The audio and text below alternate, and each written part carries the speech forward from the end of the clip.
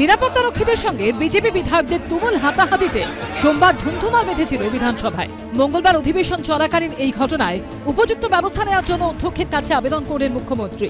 ব্যবস্থা নেওয়ার আশ্বাস দিয়েছেন স্পিকার বিমান বন্দ্যোপাধ্যায়। বিধানসভার ভিতরে যখন এই পর্ব চলল, তখন এদিন অধিবেশন বয়কট করল বিজেপি। সিঁড়িতে বসে প্ল্যাকার্ড হাতে বিক্ষোভ দেখালেন বিজেপি বিধায়করা।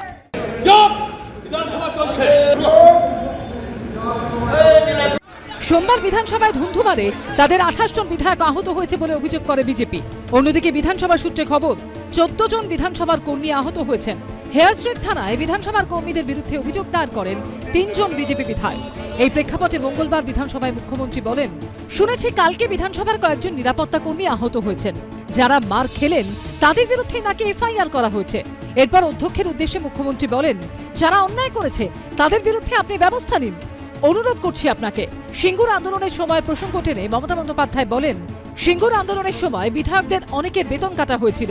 যারা বিধানসভার মধ্যে মাইক্রোফোন ভাঙচুর করেছে, আমি বলছি না যে আপনি তাদের বেতন কাটুন, কিন্তু আপনি আইনজীবী মানুষ, আইন অনেক বেশি জানেন, একটা কিছু নিশ্চয়ই ব্যবস্থা করবেন।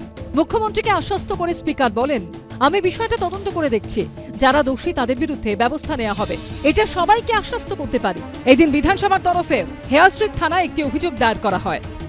পুলিশের কাছে কি এফআইআর করেছে আমি এখনও জানি না। তবে আমার কাছে একটা কমপ্লেন এসেছে, সেই কমপ্লেনের একটা কপি থানায় ওরা ফরওয়ার্ড করে দিয়েছে। দুটো অভিযোগ করে গেছে, কে প্রথমে করেছে কে পরে করেছে এটা পুলিশের ব্যাপার। তো আমার লেভেলে তদন্ত আমি করব, পুলিশের সাথে কোনো সম্পর্ক নেই। এদিন বিধানসভায় এসে অধ্যক্ষের সঙ্গে দেখা করেন DC central Indira Mukhopadhyay.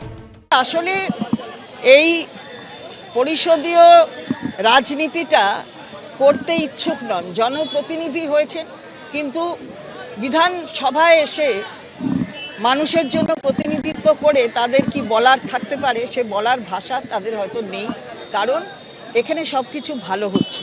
Bandage পলিটিক্সের উদ্ভাবন এই রাজ্যে মাননীয় মুখ্যমন্ত্রী করেছেন। নন্দীগ্রামের আহত হওয়ার ঘটনা পরবর্তীকালে 2 মাস ধরে ব্যান্ডেজ পড়ে থেকে নির্বাচনী প্রচার চালানো, নির্বাচন ফলাফল ঘোষণা হওয়ার পর এই ব্যান্ডেজ খুলে যাওয়া, ভারতীয় জনতা পার্টির বিধায়কদেরকে ফ্লোরে মেরে তারপরে যে ব্যান্ডেজ করেছেন, এই ব্যান্ডেজ শেষ হয়ে যাওয়ার পর এই ব্যান্ডেজেরও ইতিহাস হয়ে যাবে। অধিবেশন কক্ষ থেকে বেরিয়ে আসার পর এদিন মুখ্যমন্ত্রীর সঙ্গে দেখা করেন বিধানসভার আহত কর্মীরা। মৌখিকভাবে মুখ্যমন্ত্রীর কাছে তারা সোমবারের ঘটনা নিয়ে অভিযোগও জানান। কর্মীদের অনুরোধে তাদের সঙ্গে ছবি তোলেন মমতা বন্দ্যোপাধ্যায়। আশাবুল হোসেন ও উজ্জ্বল মুখোপাধ্যায়ের রিপোর্ট, এবিপি আনন্দ, কলকাতা।